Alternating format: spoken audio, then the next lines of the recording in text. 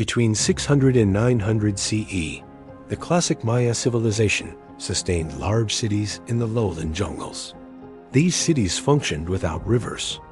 There were no wide waterways flowing past temples or plazas. Every drop of water had to be captured, stored, and carefully managed through deliberate urban design. The Maya did not survive by chance or abundance. They survived by building systems that transformed seasonal rain into a stable foundation for urban life. Reservoirs were carved into city centers and connected to plazas where daily activity unfolded. Water was not hidden infrastructure. It was the foundation of the city itself. During the rainy season, rooftops, streets, and terraces guided water into storage basins. The city surface acted as a machine designed to collect survival. This system supported households, agriculture, and ritual life at the same time. As long as the rain returned, the city continued to function. Over generations, Maya cities expanded and populations grew denser. Each new building increased dependence on the same limited water supply that sustained the entire urban system. The system became efficient, but efficiency came with fragility. There was no river to absorb losses or restore balance when rainfall patterns failed. Maya cities operated close to their environmental limits. Stability depended on consistent rainfall and careful balance, not on surplus or excess.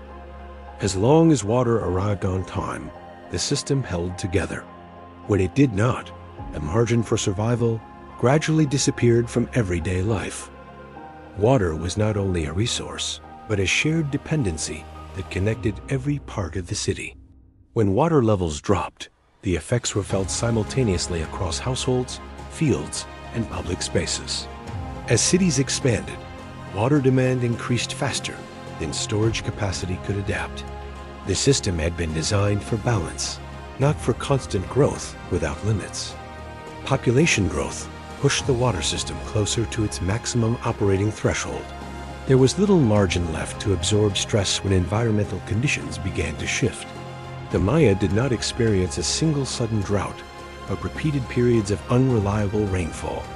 Each dry season arrived before the system had fully recovered from the last. Reservoirs that once filled completely began reaching lower and lower peak levels. Over time, stored water no longer lasted through the full dry season. Agricultural output was the first system to feel the strain of reduced water availability. Fields farther from reservoirs dried out sooner, weakening food supply across the city. As food production declined, labor availability followed the same downward path. Fewer workers meant less maintenance for reservoirs, canals, and urban infrastructure. Water quality deteriorated as storage volumes dropped and circulation slowed. Stagnant reservoirs increased health risks for populations already under nutritional stress. Daily movement across the city began to thin as systems lost reliability. Markets slowed, construction stopped, and social coordination weakened without immediate collapse. The city was still standing, but it was no longer functioning at full capacity. Collapse did not arrive as destruction, but as gradual loss of coordination. Scientific records show that rainfall became increasingly unpredictable during the later classic Maya period. What once followed reliable seasonal patterns began arriving late, weak, or not at all. These were not isolated dry years, but repeated droughts occurring before the system could recover. Each failed season reduced the buffer that had once protected the city from collapse. As water shortages persisted, the city's tolerance for error disappeared. Systems designed for balance had no capacity to absorb repeated environmental shocks. Urban coordination depends on predictability, and predictability had vanished. Without reliable water timing, planning agriculture, labor, and ritual life became increasingly difficult. Maintenance of reservoirs and canals required sustained collective effort. As resources declined, that effort weakened, accelerating the system's deterioration.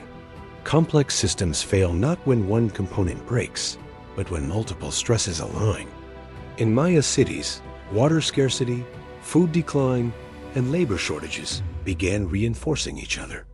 At this stage, recovery would have required conditions outside the system's control. The environment no longer provided the stability the cities were built around. Population pressure turned from strength into liability as resources contracted. The same density that once supported growth now accelerated failure. Decision-making narrowed as viable options slowly disappeared across the city. Migration became more practical than maintaining an urban system that could no longer sustain daily life. Collapse did not arrive as a single moment, but as a threshold quietly crossed. Once passed, the system could not be restored to its former state. As conditions worsened, sections of the city began to empty unevenly rather than all at once. Neighborhoods closest to failing water sources were the first to lose residents. Social coordination weakened as population density fell below functional thresholds. Systems designed for large communities struggled to operate with fewer people. Ritual and administrative activities slowed as resources were redirected toward survival.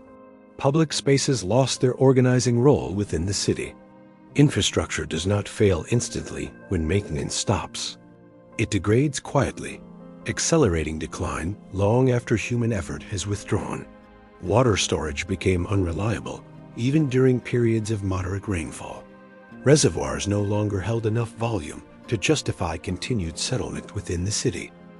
As households departed, shared responsibilities slowly dissolved across the city.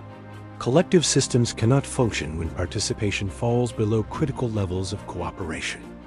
Cities depend on continuous use to remain cities. Once daily movement faded, urban spaces gradually lost their purpose and reason to exist. Abandonment did not mean disappearance, but redistribution across the region. People moved toward areas where water and food systems offered greater long-term stability. What remained was architecture without coordination and infrastructure without users. The city persisted physically, but no longer functioned as a system. Collapse was complete when the city could no longer sustain routine life. From that point forward, recovery was no longer possible under the conditions that remained. What followed was not chaos, but silence spreading across the urban landscape. The city no longer reacted to stress because its systems had already stopped responding. Buildings remained standing long after daily life had vanished from the city. Architecture outlasted the systems that once gave these structures meaning and purpose. Without maintenance, water infrastructure degraded beyond repair. Reservoirs filled with sediment, leaks widened, and storage capacity quietly disappeared. The absence of people accelerated environmental reclamation. Forest growth advanced into plazas and streets, once shaped by constant human movement. What had once been a carefully balanced urban system slowly became a static landscape. The city persisted as a place, but no longer functioned as a living city. Collapse did not erase Maya knowledge or culture from the region. It marked the point where this specific urban system could no longer operate as designed. People adapted by leaving cities that demanded more water than the surrounding environment could provide. Survival shifted away from dense urban life toward more flexible patterns of settlement. The Maya collapse was not the failure of intelligence or effort. It was the consequence of operating too close to environmental limits for far too long. Complex systems can appear stable right up until they are not. When critical thresholds are crossed, recovery becomes structurally impossible within the system. The Maya cities did not fall suddenly or violently.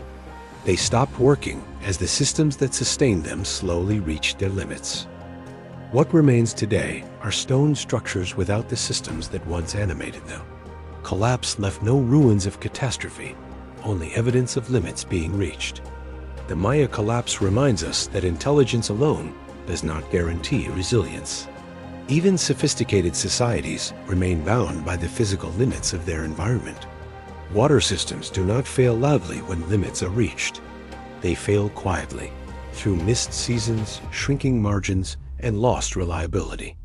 What ended these cities was not a single disaster, but dependence without flexibility.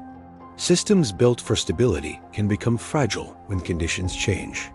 Collapse does not always arrive as destruction or violence. Sometimes it arrives as a slow loss of coordination until the system simply stops working. The Maya cities did not vanish because their people failed to adapt. They vanished because adaptation required conditions the system could no longer provide. In the end, the ruins we see today are not monuments to mystery. They are records of limits reached and systems pushed beyond what the environment could sustain.